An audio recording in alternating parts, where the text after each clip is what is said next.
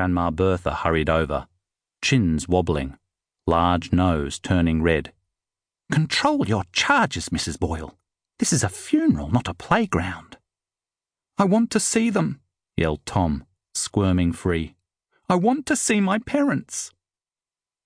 Grandma Bertha grabbed his arm in a vice-like grip. She shoved Tom and Harry along the front row and pushed them into their seats. "Stay here and don't move," she hissed. "We are in God's house.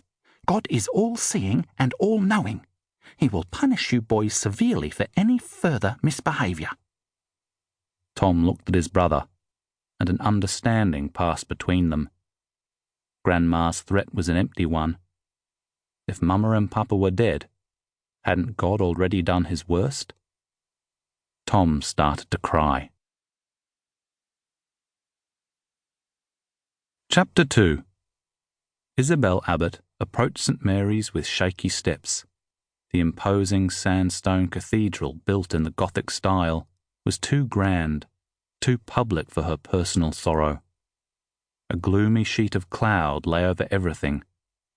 Raindrops dripped down her veil and off her nose. She loved rain in the ranges, but here in Hobart, it just emphasised the tragedy of the occasion. Mothers should not bury their sons. She stumbled as a wave of anguish stole the strength from her legs. This ordeal was almost beyond her.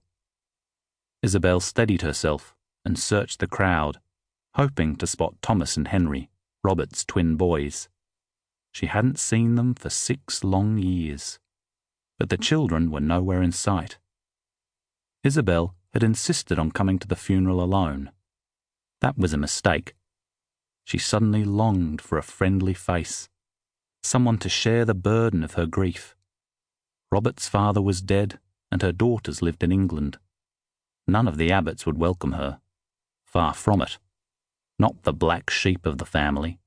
Not the dishonourable woman who'd abandoned her husband to run off with the fabulously wealthy Colonel Lucas Buchanan, the undisputed love of her life. He had died 2 years ago, breaking her heart, leaving Isabel alone at Binburra, their beautiful but remote estate in the Tasmanian highlands, with only a yardman and housekeeper for company. And now her son and daughter-in-law were gone too, laid to rest together at this shared funeral, as requested in a recent caveat to Robbie's will. Isabel had spoken to the police. An intruder, they'd said, a mysterious intruder, bursting into Abbott House and blasting the life from her beautiful Robbie and his wife. But Isabel knew better. That open verdict returned by the coroner? A cover-up to protect the reputation of the Abbott name. Robbie had confided something on that last visit home, the first in years by her estranged son. Such a fine-looking man, intelligent brown eyes, tall with even features and a proud bearing just like his father. They'd sat in those woven wicker chairs on the veranda beneath the scrambling mountain blueberry vine, drinking tea, taking in the view of Binburra's wild ranges. For the longest time, nobody spoke. Robert seemed to be gathering courage for something. "Wall Street," he'd said finally. "The crash. What do you know of it?" "I read the papers," said Isabel, "but I don't pay too much attention." He bowed his head, like when he was a little boy and something had confused him. "Why should I, Robbie? New York is so far away." He surprised her by leaning over and briefly squeezing her hand. "You don't understand. It's a new world, Mother. A global economy. Everything's connected these days." She studied his face.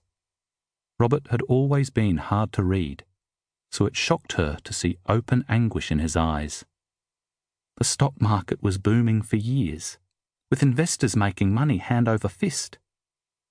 He gazed into his cup and frowned, as if he was reading the tea leaves and didn't like what he saw. "I got caught up in the excitement, I suppose. Over-borrowing against my assets. Buying on market."